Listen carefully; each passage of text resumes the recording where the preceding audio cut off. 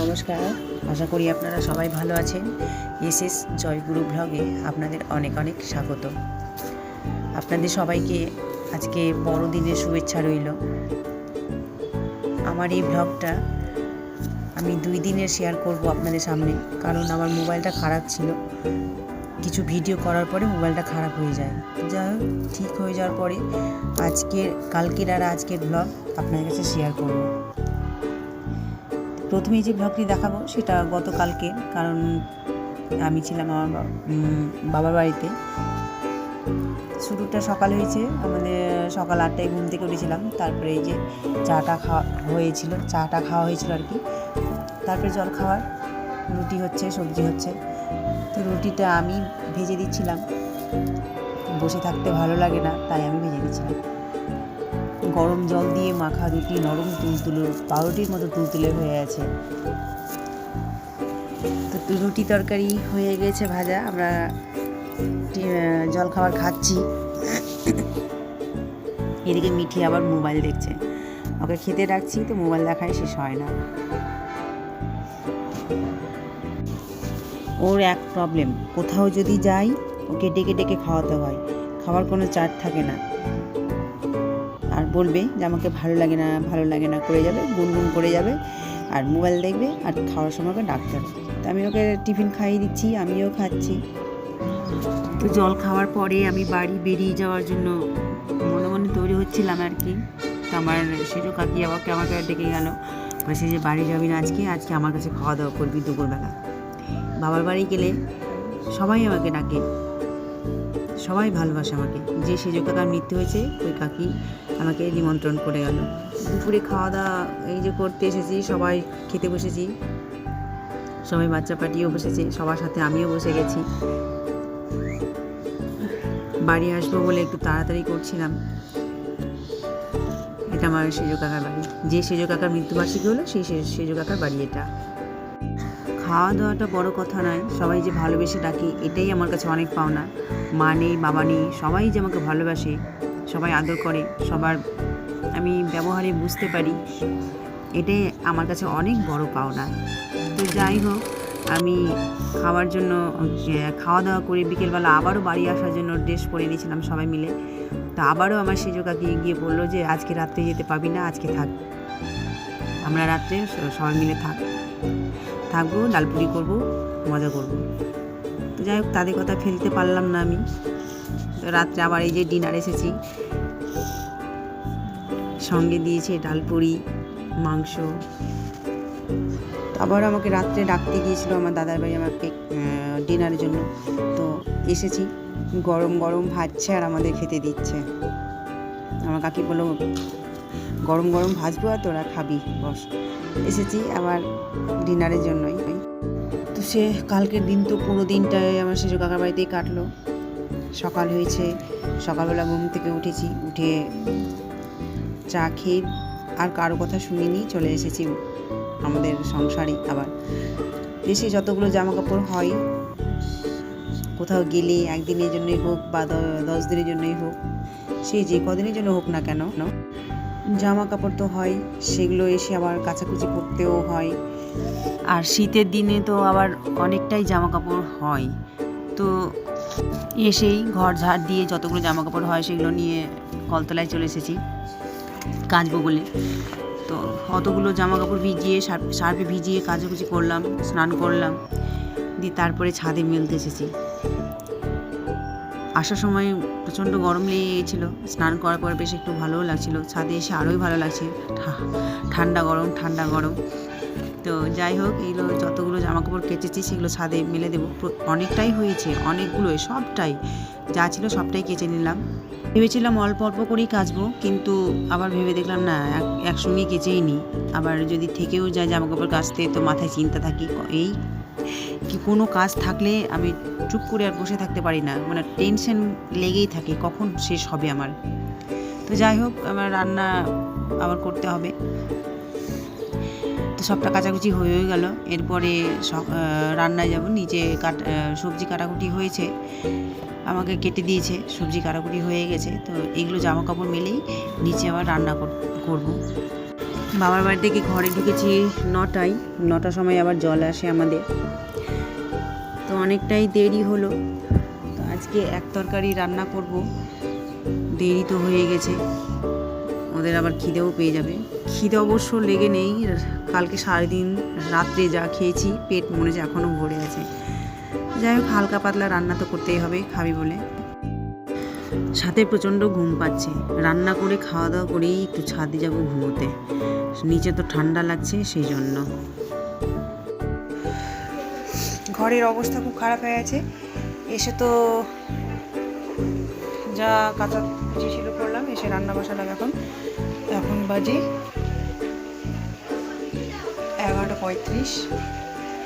একদিকে ভাত একদিকে তরকারি বসেছি, আজকে শুধু এক তরকারি ভাত করব।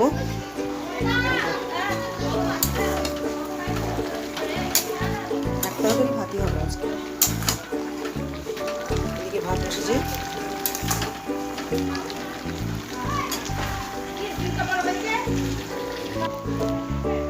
বিছানার উপরে ব্যাগ ট্যাগ সব পড়ে আছে, সৌভিক জ্যাকেটগুলো ফেলে দিয়েছে। এবং বিছানাও ঠিকঠাক করতে হবে, 2 দিন না থাকলে ঘরের অবস্থা যাওয়া হয় আর কি। তো পাশে থাকুন, আবার আসছি পরে।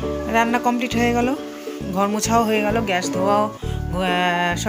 মোছাও হয়ে গেল, রান্না হয়ে গেছে, রান্নার বাসনও ধোয়া হয়ে গেছে। ভাবছিলাম সৌভিক ছাদে পড়ছিল তো ডাকতে যাবো ভেবেছিলাম, তো ডাকতে যাওয়ার আগে সৌভিক নেমে গেছে। এখন খেতে বসবো আমরা সবাই। এখন বাজে 12:30।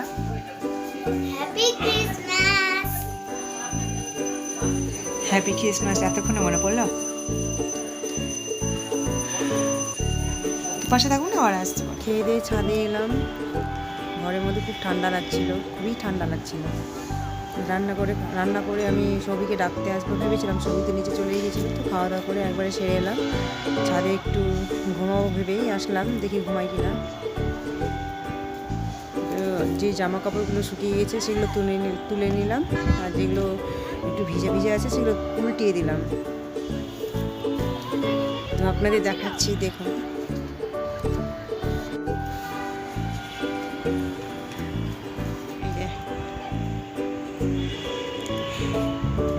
এটি এখনো ভিজা আছে, উল্টিয়ে দিলাম। আমার সোয়েটার, মিঠির জামা এখনো শুকায়নি, এগুলো শুকাবে। আমার ঘুম পাচ্ছে, এগুলো তুলে নিলাম, এগুলো শুকিয়ে গেছে, তো তুলে ভাঁজ করে নেব। যেগুলো তুলেছিলাম জামা কাপড় সেগুলো ভাঁজ করে নিলাম। এই যে এখানে অর্ধেকটা আছে, এখানে অর্ধেকটা আছে, সাথে ক্লিপগুলো আছে, বাক্স ক্লিপের বয় এনেছি, ভরে নেব। সাথে একটা কমলা লেবু এনেছি, মিঠি ছিলবে, আমি খাবো বসে বসে। তার আগে একটু ঘুমাই। তুই কলাটা খাচ্ছিস কীভাবে রে? হ্যাঁ, কই কলা খায় এখন?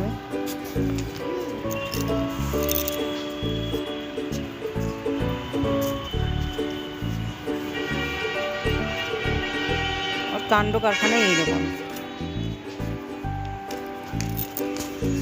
আমি একটু ঘুমাই, এখানে একটু ঘুমাবো।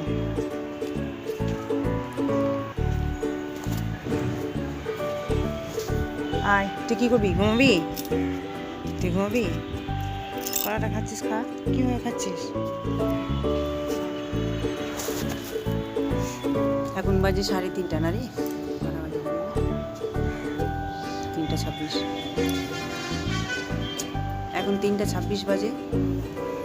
ছাদে ঘুমিয়েছিলাম, ঘুম থেকে উঠে জামা কাপড় যেগুলো নিয়েছিলাম সেগুলো ভাঁজ করাও হয়েছিল, সেগুলো নিয়ে ঘরে রাখলাম, আর জল ভরে এলাম। করে এখানে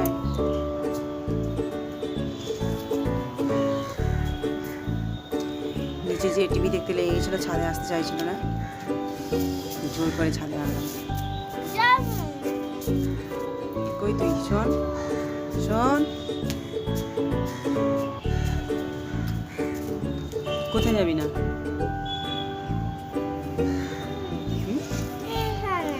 কোথায়?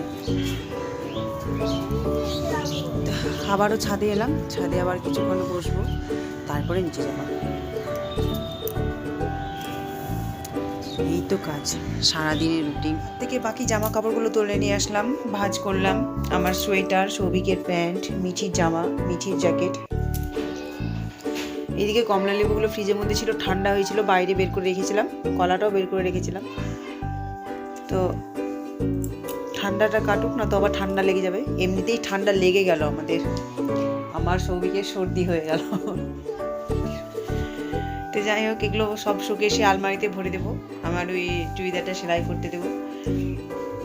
বিছানার হাল যা হয়ে আছে সব এখন পরিষ্কার করব, তারপর লেপে তলায় ঢুকবো। আজকে ক্রিসমাস ডে, কেক আনতে যাবে সৌভিক হোক মিঠি হোক, যেই যাক না কেন, কেক নিয়ে এসে খাওয়া হবে। তো আপনারা সঙ্গে থাকুন, আবার আসছি পরে। শুভ সন্ধ্যা সবাইকে। সন্ধ্যাবেলা আমি ঘর ঝাড় দিয়ে আবর্জনাগুলো আমি বাইরে ফেলে দিই না, কারণ সন্ধ্যার পর থেকে ঝাড় দিলে না ঘর থেকে কোনো জিনিস বের করতে নেই, তাই আমি এক সাইডে লাগিয়ে দিলাম। আর এরই মধ্যে সৌভিক এসে ঘরের মধ্যে বলছে তোমাদের জন্য সারপ্রাইজ এনেছি। কিছুক্ষণ আগে গিয়েছিল, আমাকে কিছু বলে যায়নি, বলছে মা আমি একটু আসছি বলে বেরিয়েছিল, তো এখন ঢুকে বলছে তোমাদের জন্য সারপ্রাইজ এনেছি, বড়দিনের ক্রিসমাস ডে কেক এনেছি। ওর কাছে টাকা ছিল, আনলো কেক, আনলো আমাদের জন্য, কেক খাওয়াবে, বড়দিনের কেক, সারপ্রাইজ। এইদিকে মিঠি আবার টিভি দেখতে দেখতে কেক যখন দেখলো, লাফিয়ে উঠে কেকের কাছে এসে হাজির হয়ে গেল। যাই হোক, সৌভিক যখন বড়দিনের কেক কেটেছে, সারপ্রাইজ কেক, আর ক্রিসমাস ডে আবার, কেক তো সবারই পছন্দ, ভীষণ ভীষণ পছন্দ। তাই আমরা কেক খাবো, এখন প্যাকেটটা কাটা হবে। তো সৌভিক প্যাকেট কাটলো, মিঠি হাত দিল কাটার জন্য, তো দুজনে বের করলো, ওরা খেতে শুরু করে দিয়েছে। আমিও নেব একটা, ছেলের আনা কেক বলে কথা, তাই না?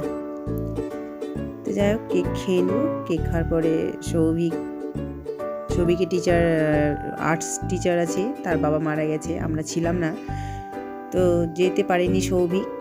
তো আমরা আজকে যখন এলাম সকালবেলা, তখনই বলেছিল মা আমি একটু সন্ধ্যাবেলা যাবো, আমি স্যারের সঙ্গে দেখা করব, কারণ ওর বাবা মারা গেছে। তো দেখা করতে গিয়ে আবার বললো স্যার যে তোদের টিউশন পড়াবো, তোরা চলে আয়। তো আবার বাড়ি এসেছিল, বাড়ি এসে আবার টিউশন পড়তে গেছে। এইদিকে মিঠির টয়লেট পেয়েছে, সো আবার একা যেতে পারছে না, অন্ধকার তো না, ভয় করছে। আবার বলে আমি খুব সাহসী, তোকে টয়লেট করতে নিয়ে যাচ্ছি। বাড়িটা কি অন্ধকার হয়েছে, ঠান্ডাও পড়ছে, কুয়াশাও পড়েছে, ঠান্ডাও লাগছে। তো টয়লেট করবে, তো এত সাহসীর মধ্যে আবার এত ভীতু, আমাকে বলছে আরও একটু এগিয়ে চলো। তো যাই হোক, ওর টয়লেট করা হয়ে গেল, আবার ঘরে যাচ্ছে দৌড়ে, কোনো সময় হেঁটে যায় না, ও সবসময় দৌড়েই যায়, হাঁটার তো দূরে থাক, দৌড়েই কাজ করে। তো যাই হোক, এই ব্লগটা এখানে শেষ করছি। আপনারা ভালো থাকবেন, সুস্থ থাকবেন। এই ব্লগটা কেমন লাগলো একটু কমেন্ট করে জানাবেন। ভালো লাগলে একটা লাইক, কমেন্ট, শেয়ার এবং সাবস্ক্রাইব করে দিবেন। এর মধ্যে ঘরের মধ্যে এসে আবার লুকোচুরি খেলা শুরু হয়ে গেছে, ওর এসে ফ্রিজের কাছে লুকিয়ে পড়েছে। যাই হোক, এখানে শেষ করছি, নমস্কার।